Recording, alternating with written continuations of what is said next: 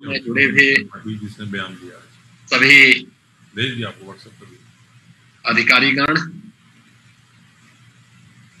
बाबा साहब भीमराव अंबेडकर जी के प्रति श्रद्धा का भाव रखने वाले सभी महानुभाव और उपस्थित भाइयों बहनों, भारत के संविधान के शिल्पी, भारत माता के महान सपूत, बोधिसत्व बाबा साहब डॉक्टर भीमराव अंबेडकर जी का आज पावन जयंती का दिन है और इस अवसर पर उस महापुरुष के प्रति अपनी विनम्र श्रद्धांजलि अर्पित करने के लिए स्वाभाविक रूप से बाबा साहब के प्रत्येक अनुयायी उतावले हैं।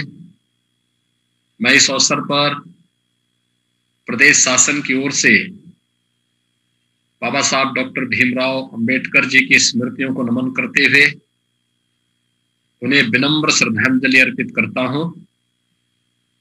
मुझे प्रसन्नता है कि श्री लालजी प्रसाद निर्मल जी के नेतृत्व में अंबेडकर महासभा बाबा साहब के सपनों को साकार करने के लिए निरंतर कार्य कर रही है। बाबा साहब की जन्म जयंती दिन हो या फिर बाबा साहब की पुण्यतिथि, दोनों अवसरों पर अंबेडकर महासभा के द्वारा न केवल बाबा साहब की स्मृतियों को जीवंत रखा जाता है, बल्कि बाबा साहब के बताए गए मूल्यों, आदर्शों के अनुरूप अनेक कार्यक्रम भी रखे जाते हैं।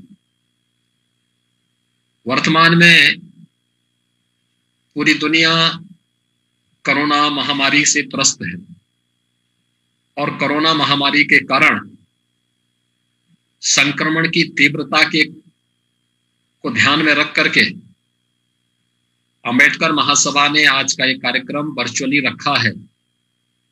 मैं इसके लिए अंबेडकर महासभा को हृदय से धन्यवाद देता हूं कि इन्होंने बाबा साहब को भी, स्मृतियों को भी याद किया, बाबा साहब के प्रति श्रद्धांजलि का एक कार्यक्रम भी आयोजित किया, लेकिन साथ साथ सभी प्रकार के सोशल डिस्टेंसिंग के कोविड गाइडलाइन का भी पालन करते हुए संक्रमण की चेन को तोड़ने के लिए हर संभव प्रयास कर रहे हैं। वास्तव में बाबा साहब डॉक्टर भीमराव अंबेडकर जी भारत के संविधान के शिल्पी थे। समता, न्याय और बंधुता जिस भारत के संविधान के मूलभूत तत्व हैं, उन मूलभूत तत्वों को भारत के प्रत्येक नागरिक के लिए सर्वसुलभ कराने के लिए ही पिछले पौने 7 वर्ष से प्रधानमंत्री मोदी जी के नेतृत्व में भारत की सरकार और पिछले 4 वर्षों से उत्तर प्रदेश की सरकार निरंतर कार्य कर रही है। बिना भेदभाव के हर नागरिक को घर मिलना, बिना भेदभाव के प्रत्येक नागरिक के घर में शौचालय की सुविधा उपलब्ध होना, बिना भेदभाव के विद्युत की उसकी आवश्यकता की पूर्ति होना, बिना भेदभाव के प्रत्येक नागरिक को स्वास्थ्य बीमा का कवर मिलना, बिना भेदभाव के राशन की सुविधा का लाभ मिलना, ये सभी कहीं ना कहीं बाबा साहब के उस सपने को साकार करने का एक अभियान है जो उन्होंने इस देश के अंदर, जब ये देश आजादी की लड़ाई लड़ रहा था, उस समय महसूस किया था। आज मुझे प्रसन्नता है कि उत्तर प्रदेश में विगत 4 वर्ष के दौरान हमारी सरकार ने भारत सरकार के सहयोग से 4 लोगों को आवास उपलब्ध करवाए। मुझे प्रसन्नता है कि 2,61,00,000 से अधिक गरीबों को एक शौचालय उपलब्ध करवाए गए। 1,57,00,000 लोगों को रसोई गैस के कनेक्शन उपलब्ध कराए गए। 1,38,00,000 लोगों को विद्युत के निःशुल्क कनेक्शन उपलब्ध कराए गए। 14 करोड़ लोग राशन की सुविधा का लाभ ले रहे हैं। 6 करोड़ लोगों को आयुष्मान भारत में स्वास्थ्य बीमा का कवर दिया गया। ये सभी बाबा साहब के सपनों को साकार करने का एक अभियान है। प्रदेश के अंदर 18 कमिश्नरी में अटल आवासीय विद्यालय बाबा साहब के उस सपने को साकार करने का एक भाव है, जिसमें गरीब और मजदूरों के बच्चों के लिए भी अत्याधुनिक शिक्षा की आवासीय व्यवस्था उपलब्ध कराने का एक कार्यक्रम प्रदेश सरकार के द्वारा प्रारंभ किया गया है। आज बाबा साहब डॉक्टर भीमराव अंबेडकर जी के सपनों को साकार करने का ही अभियान है कि सामूहिक विवाह के कार्यक्रम व्यापक पैमाने पर प्रदेश के अंदर बिना भेदभाव के संपन्न हो रहे हैं। लेकिन इस सब के बावजूद अभी एक लंबी लड़ाई आगे बढ़ाने की आवश्यकता है, व्यापक जागरूकता की आवश्यकता है। शिक्षा के क्षेत्र में बहुत कुछ अभी किए जाने की आवश्यकता है।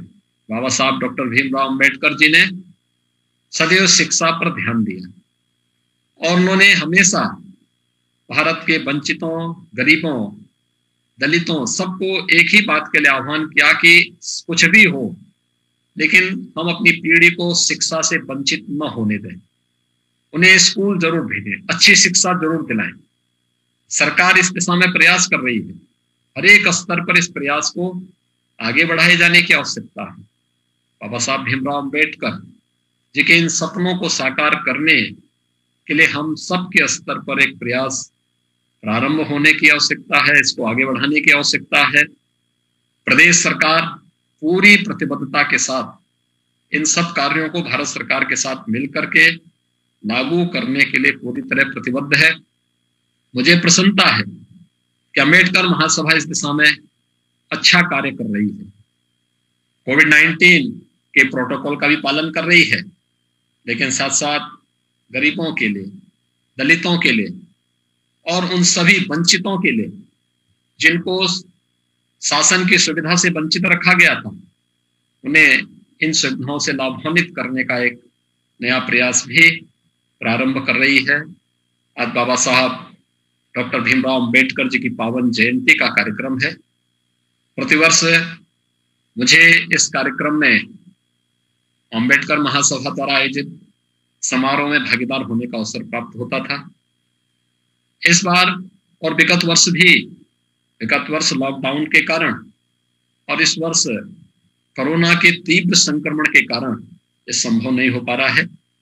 लेकिन मैं इस अवसर पर अंबेडकर महासभा के द्वारा चलाए जा रहे अभियान की पूरी सराहना करता हूं और विश्वास करता हूं कि हम सब भारत के संविधान के शिल्पी डॉक्टर बाबा साहब भीमराव अंबेडकर जी के उन सपनों को साकार करने के लिए निरंतर प्रयास करेंगे, जो प्रत्येक नागरिक को समता, न्याय और बंधुता के लक्ष्य को प्राप्त करने में योगदान दे सकेगा, उनके जीवन में खुशहाली लाने में योगदान दे पाएगा। इस पूरे अभियान के प्रति मेरी शुभकामनाएं हैं। मैं एक बार फिर से अंबेडकर महासभा को हृदय से साधुवाद देता हूं। बाबा साहब भीमराव अंबेडकर जी के स्मृतियों को नमन करते हुए उन्हें विनम्र श्रद्धांजलि अर्पित करता हूं। धन्यवाद। जय हिंद।